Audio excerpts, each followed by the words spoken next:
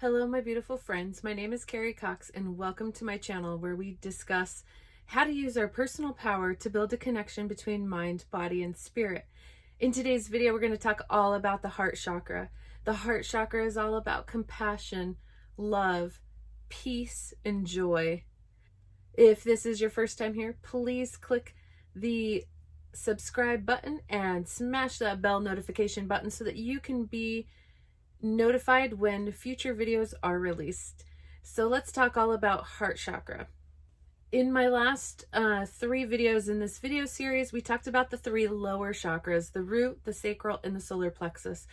The 3 lower chakras are all about our physical connection to being here on earth. It's about being grounded. It's all about community, family, one-on-one relationships, and then solar plexus being about the self.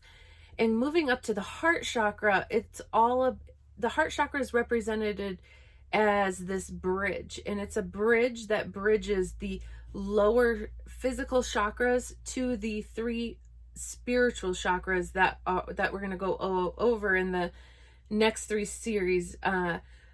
But with heart chakra being right here in the middle, it really is that bridge, and people that can see colors and auras say that there's a rainbow bridge on each side of the heart chakra.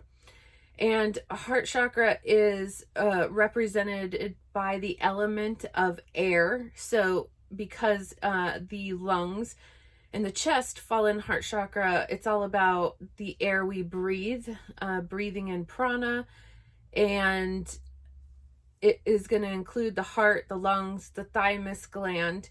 And so to stimulate the heart chakra, we can just run our fingers over like our heart area and our chest, and that will get our heart chakra stimulated. If you bang on your thymus gland a little bit, which is right under your breastbone, so a lot of times I will just knock on mine a few times, and what that does is it gets that thymus gland stimulated, so it gets the immune system going. So if you're in an area where you feel like you need to make sure your immune system's operating, I just tap on mine or bang on it. And then if I want to start feeling a little more with my heart chakra, I may just kind of run my fingers over my heart chakra area. This is all about connecting and relating and giving, receiving, loving. A lot of times love is happening with ego, so it's more of conditioned love. We put conditions on people in order to give our love.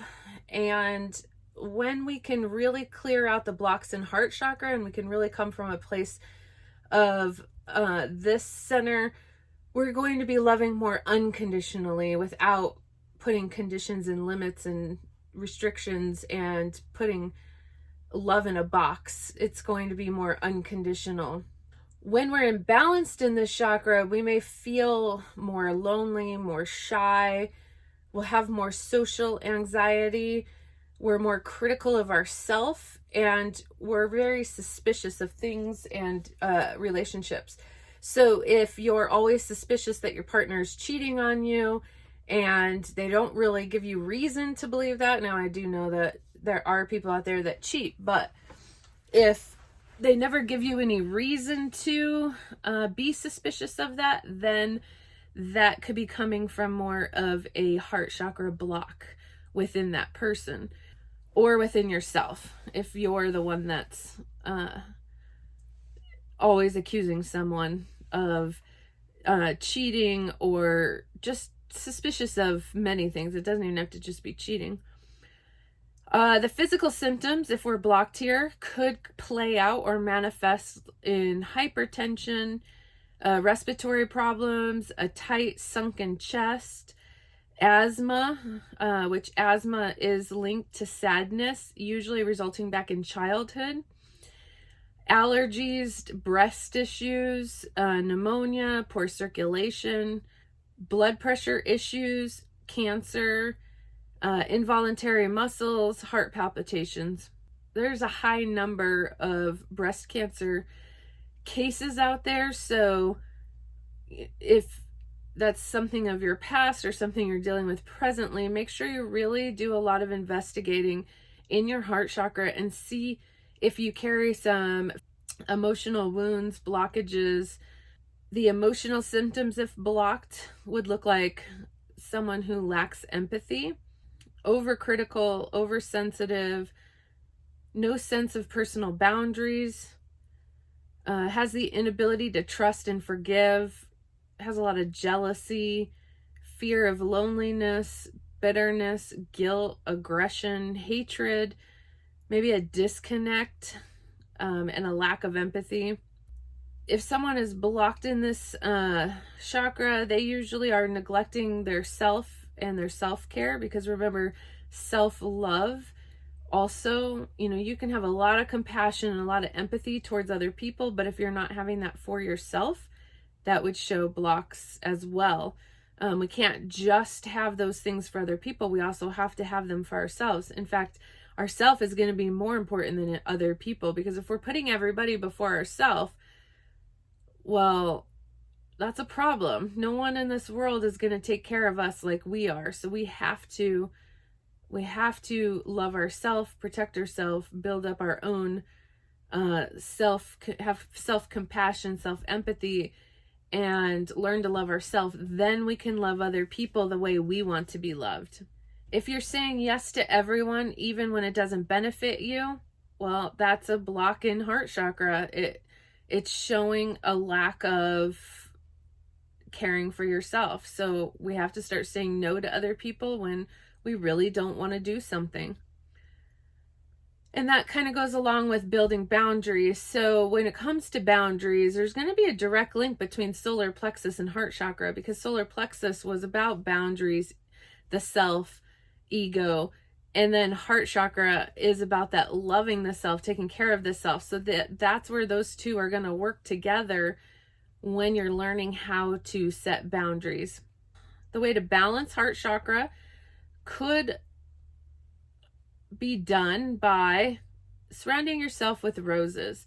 So my husband is really good about bringing me flowers and surprising me with roses, because he understands that they light me up. So roses carry the highest vibration of any flower, and there's a reason why women get gushy when they receive flowers from their partner, because they have a high vibration to them, a high frequency. They emit love. So if you need to surround yourself by roses in order for you to feel love for yourself, then surround yourself and buy yourself flowers. Occasionally, when I'm at the grocery store, I will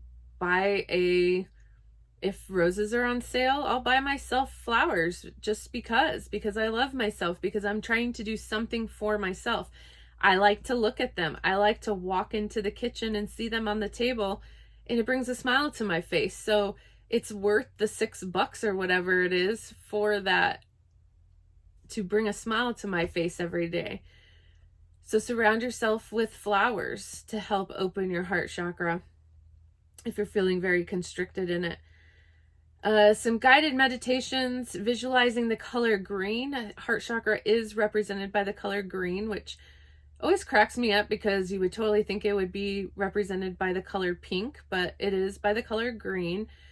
And you could do some meditations where you're visualizing collecting this ball of energy in your heart chakra that's green.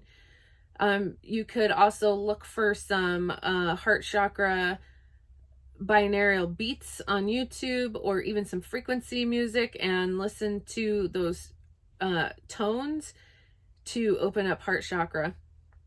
We can wear the color green to help open our heart chakra, and eat more green foods, leafy green vegetables, any green fruits or vegetables, green crystals, also rose quartz, which is pink, is a heart chakra stone. So surrounding yourself with a lot of rose quartz. I absolutely love rose quartz. It's one of my favorite stones.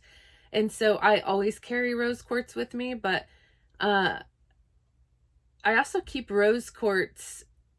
Everybody always asks why I have a piece of amethyst and a piece of rose quartz sitting on my stovetop.